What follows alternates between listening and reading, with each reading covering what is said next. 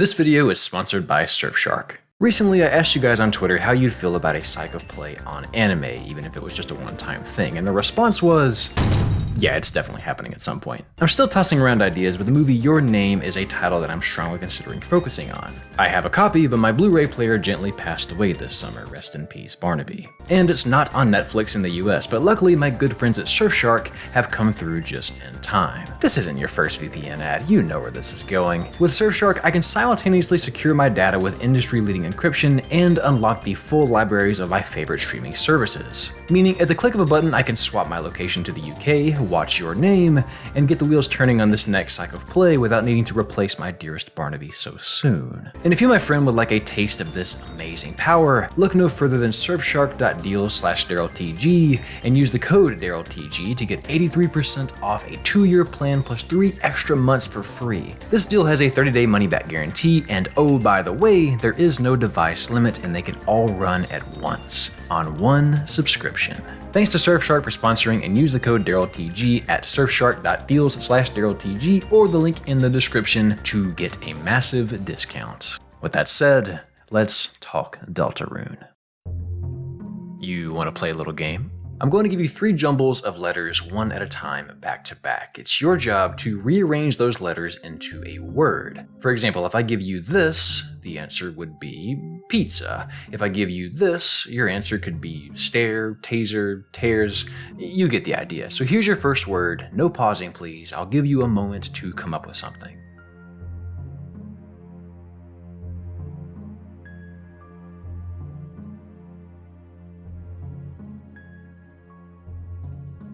Alright, 97% of folks get that one in about 15 seconds. Not bad. How about this one?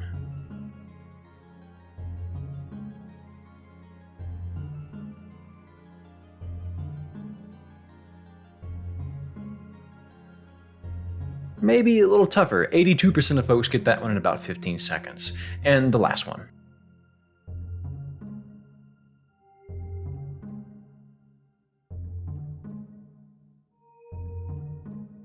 Alright, how many did you get?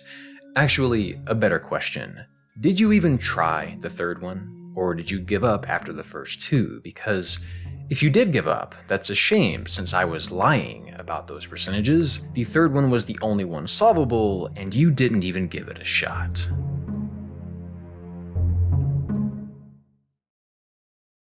Alright, it's entirely possible you did try the third problem, but it's a safe bet that most of you didn't, or at least didn't have much hope going into it. If you felt that hopelessness or even a little frustration going into that third problem, you'd be just like the students of Dr. Therese Nixon, who back in 2007 basically did what I just had you do. Half of the classroom had 3 solvable anagrams, and the other half had exactly what you had, 2 unsolvable and then a third solvable anagram. So when the bamboozled kiddos looked over and saw that they couldn't do what the others had found so easy, it taught them that there was no point in trying the third problem. They couldn't cut it. It taught them that their efforts would be of no consequence. It taught them helplessness. Learned helplessness is something that we've talked about before. It's something that on a larger scale than our little discussion about Deep Nest can legitimately cause quite a bit of anxiety, depression, and even a decline in physical health. What I illustrated with the goofy quiz at the beginning is an isolated and tame example of it, but for some folks facing helplessness in the face of larger, more life-altering circumstances, the effects are much more serious and generalized than simply giving up on one task. And these effects are exactly what one Noelle Holiday is dealing with in Chapter 2 of Deltarune, at least in my estimation. I'm not a therapist, Noelle is not a real person, so as always, seek to learn with this video and not to get advice. That's a job for a trained professional.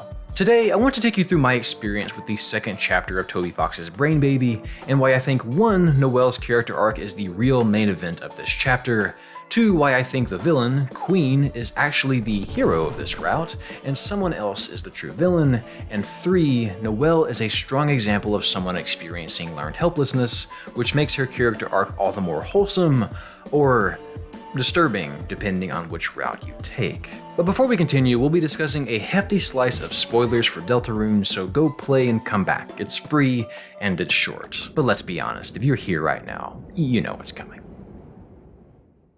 I was wildly impressed with Chapter 2. It left me with more questions than an episode of Manifest. The battle system is just a delight in every way. The soundtrack made me do the little thing with your eyebrows when you hear something just filthy. You know the thing. I was Kaguya-sama levels of invested in Suzy and Noelle's relationship. Makoto is now the second best queen in gaming. I love Spampton. His lore is unending. His theme has the same energy as This Cannot Continue from Nier.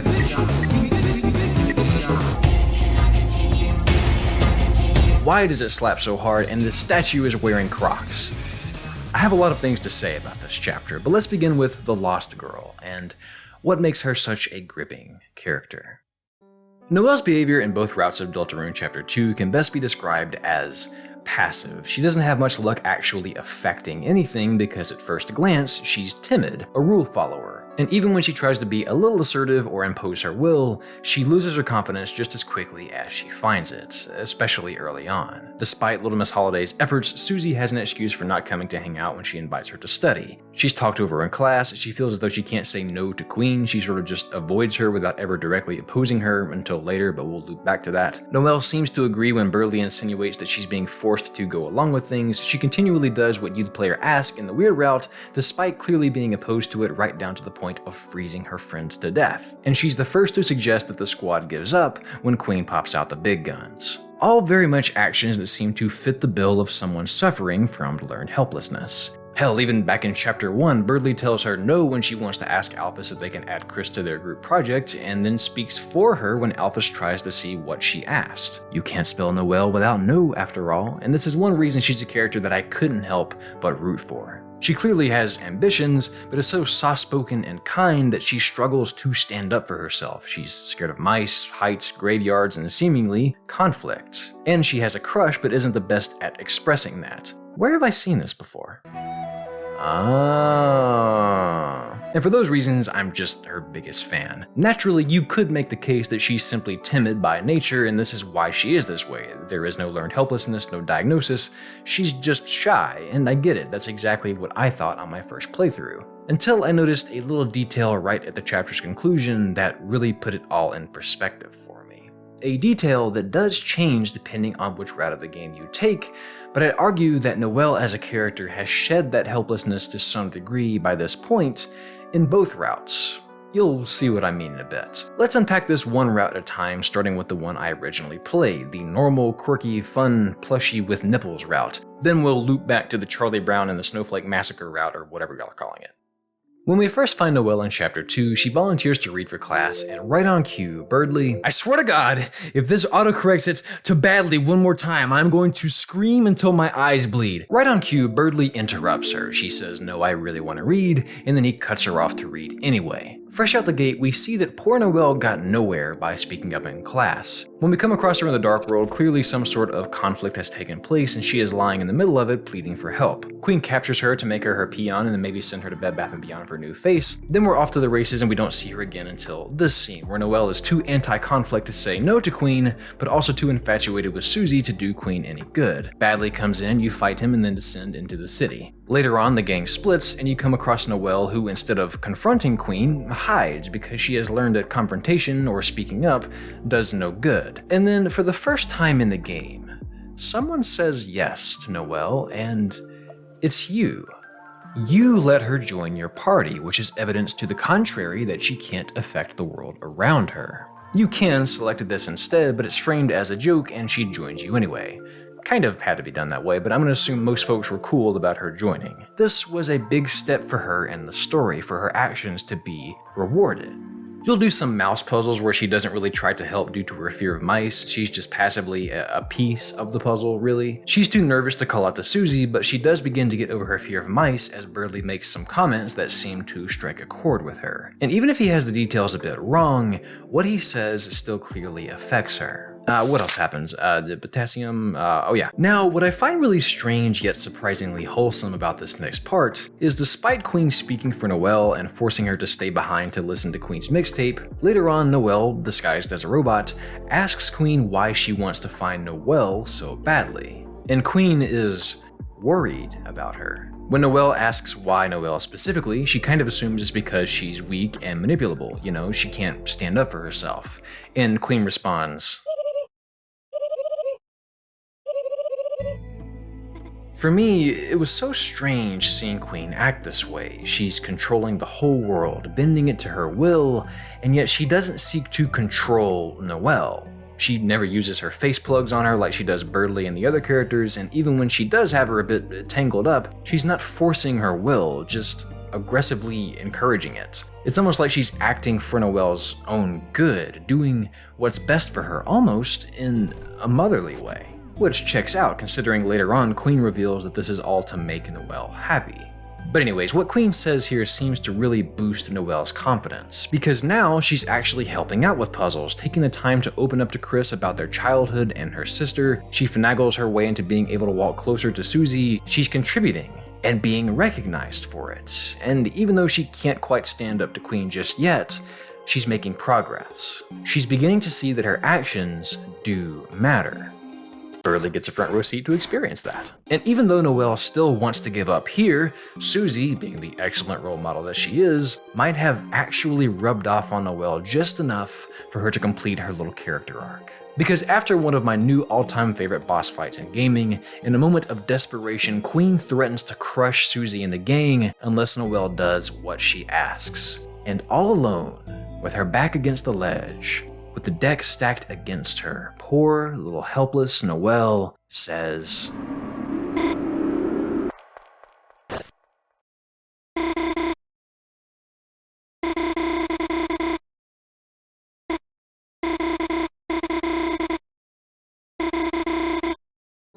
and you can't help but really rally for her and feel good about this moment, but it's even more important for her because of how Queen responds.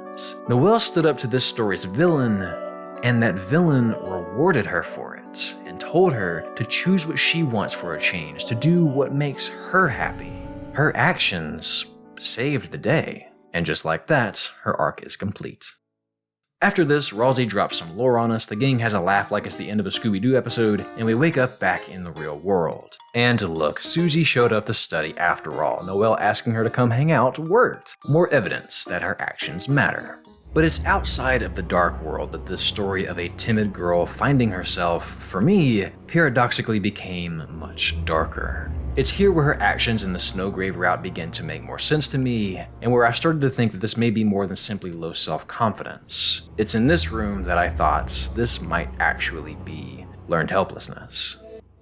In a 2012 NCBI paper, researchers studied the family members of patients who were admitted to the ICU. They found a high prevalence of learned helplessness for these family members according to their scores on the LH scale. And it wasn't just that they had learned helplessness. They showed similar scores to alcoholics entering 12-step programs, unemployed patients with multiple sclerosis, individuals with cocaine dependence, and even patients receiving cancer treatment. Keep in mind, those being tested here are not ill, they are simply a loved one of someone who is critically ill. It seems that the uncertainty and the disconnect between their actions and the actual outcome here, what will truly happen to their family, causes those similar levels of avoidance and withdrawal.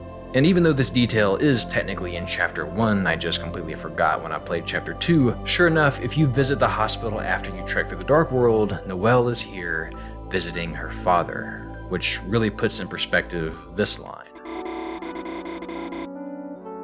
An important distinction here is that Mr. Holiday is not in the ICU like in the study. You know, he's stable, he's having something looked at, but it's clear that nothing Noelle does can help her father. It's completely out of her hands, which is a lot to deal with at her age.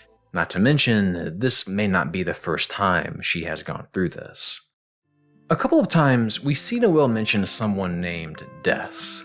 Here, she wishes Des could see the Dark World with her. It's alluded to in both routes that she used to watch horror movies with her big sister, and that though creepy, this corner of the city is kind of nostalgic. During this scene where Noelle opens up to Chris and reminisces about their childhood, she mentions how Des used to tell her that she would one day take her somewhere like this city. The puzzle during that talk, by the way, spells December, which I'm thinking is probably Des's full name. Not really important to my point, I just think this is a clever little hint. But this Des character is never seen. It's made clear that Azrael is away at college, but we don't talk about Des with the same optimism here. She's brought up mostly as a memory, and when I read this line, it sort of all came together. Des, it seems, may have either passed away or gone missing. It's vague. Maybe she's away for other reasons, or hell, maybe she's trapped in a dark world somewhere. We don't know. But what we do know is that the Holiday family has, in some way, lost one of its members and is at risk of losing another. And if Des passed away due to some kind of medical reason, I don't think Rudy Holiday being just in the hospital as opposed to the ICU even matters. After losing her sister, just her dad being ill at all has to be wildly harrowing for her. So I do think she feels completely helpless. I think that losing her sister and the fear of losing her father is more than she can bear. And I think, as Learned Helplessness does, this feeling that outcomes are unaffected by actions have generalized to Noelle's everyday life, leading to the timid girl we see desperately trying to put on a smile. Which makes her growth and the love she finds in her friends in Chapter 2 so heartwarmingly touching, and what makes her actions in the Snowgrave route so heart-wrenchingly understandable.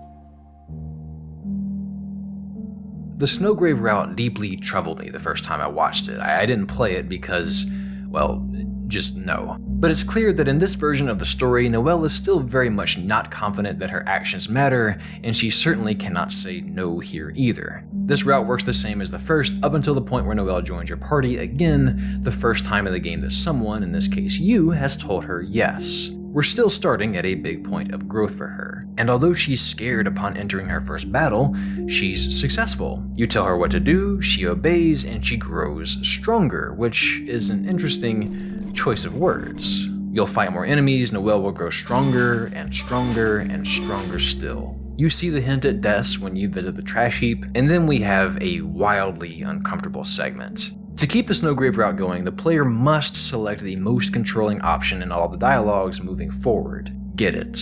Proceed.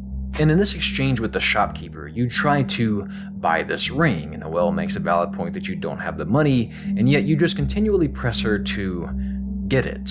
The implication being that she can attack the shopkeeper and just take the ring, which seems to happen. As we'd expect, she can't say no, especially since, according to her, Chris is just being nice, and it's good to get stronger. Right? And we see this kind of justification throughout the rest of the route anytime Chris, being controlled by you, is rigidly insistent that she do anything. Like when you demand she'll ride the Ferris wheel with Chris, she shrugs it off because it must be some kind of prank. If you've ever seen the Milgram shock experiment, where participants are being commanded to harm someone, like someone else we know, it was often the thought that the one giving the commands, the experimenter, would be held responsible that got subjects to continue shocking the person behind the wall. I mean, who's going to take the responsibility if anything happens to that gentleman? I'm responsible for anything that happens here. Continue, please.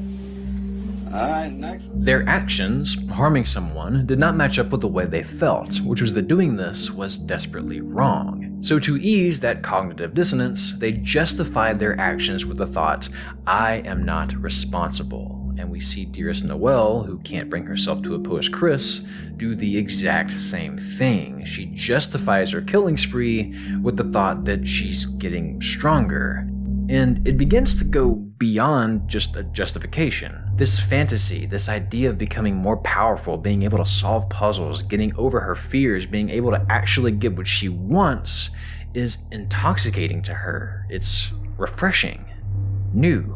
Not only is she pardoning her actions, she's allured by them in some capacity. And through the player's commands, paradoxically, she is finding some degree of control, some confidence in her ability to affect the world around her. So you see, in both routes, Noelle overcomes her helplessness. She gains confidence, enough confidence to stand up to Queen in the normal route, enough confidence to actually express frustration with Chris in the weird route, enough courage to be a little less shy with Susie in the normal route, and enough courage to be a lot less shy with Susie in the weird route. For better or for worse, Noelle is quite different by the end of Chapter 2. There have been concerns that maybe Toby Fox has changed his mind about the whole one ending to Deltarune no matter what the player does thing, since we have 2 different routes in Chapter 2 of 7, but I don't think he has. The route was different, the journey has its differences for sure, but the destination was the same. We're gonna ignore what happened to Birdley, maybe he'll walk it off. Both ways to play Chapter 2 complete Noelle's character arc in the same way, the real difference being, does she grow from the love and support of Queen and her friends, or does the player demanding she see how strong she is result in her finding a part of herself she locked away? And I think Noelle's behavior at the end in the hospital puts a big, beautiful bow on this whole thing.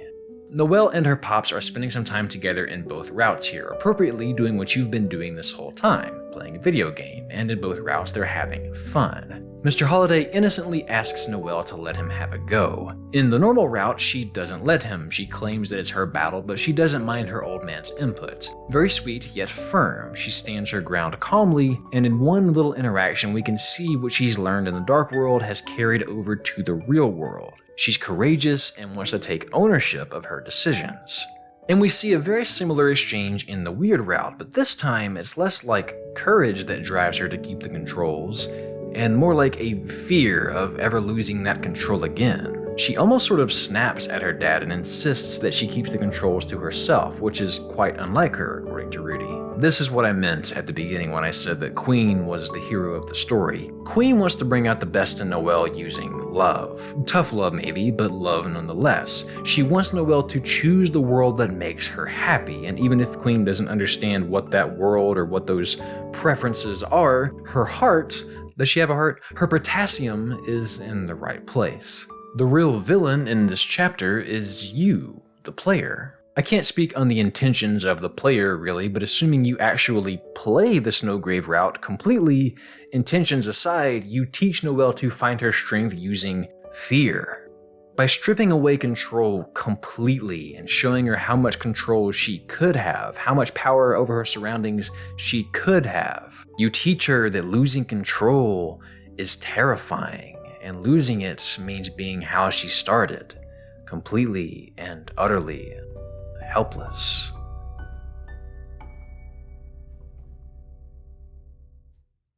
Anyways, thanks for watching. I hope you enjoyed feeling helpless at the beginning, and I hope you'll join me in a round of applause to thank all of my wonderful Patreon supporters for making this video possible. I'd also like to give a special thanks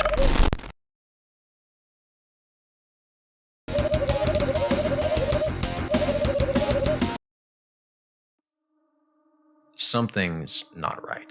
Noelle is strong. Noelle became stronger. That phrasing, something about that phrasing isn't right. Queen's reasoning for wanting Noelle specifically to be her peon is because she's strong, but it's never clarified why she thinks that. I just sort of assumed it was because Queen saw something special in Noelle and that's why she helped her get her confidence back. But why say strong specifically? Why not say special or kind or tough or promising? Strong.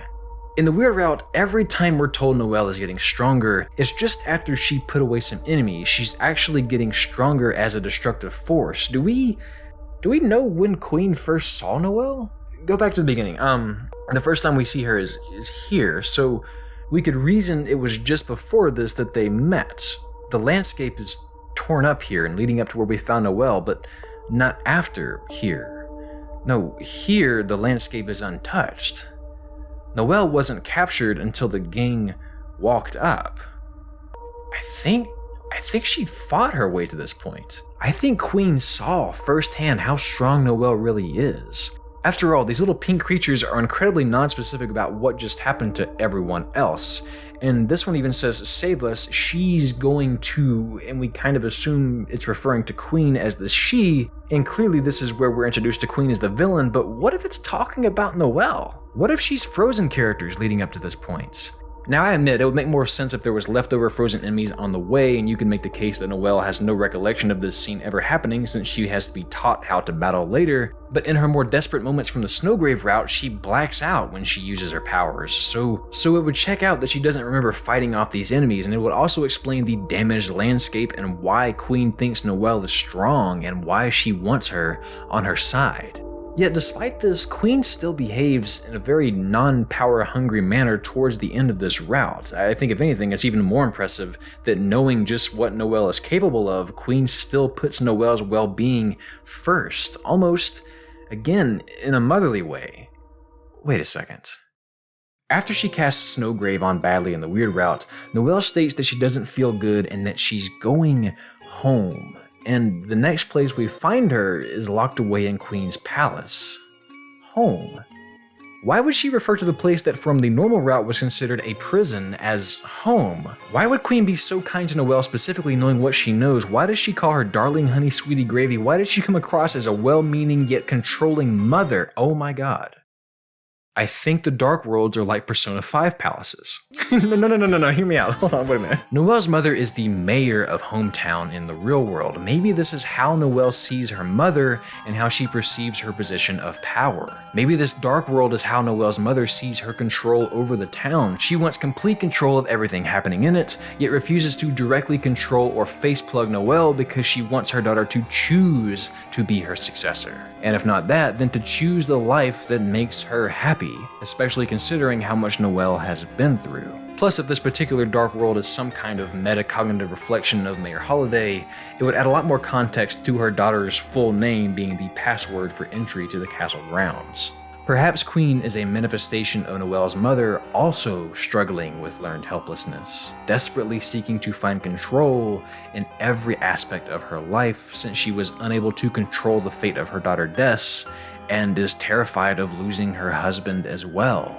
And maybe that helplessness is the root of all of Chapter 2. Maybe that's the reason the fantasy world where anything can happen manifests in the first place. Maybe that's the reason Chris is so desperate to remove you from their life. Maybe you are not needed, and these characters can make their own decisions without you and still grow all the same. Maybe you being here, puppeteering them, makes you the villain. After all, it's a tough pill to swallow that one's choices don't matter.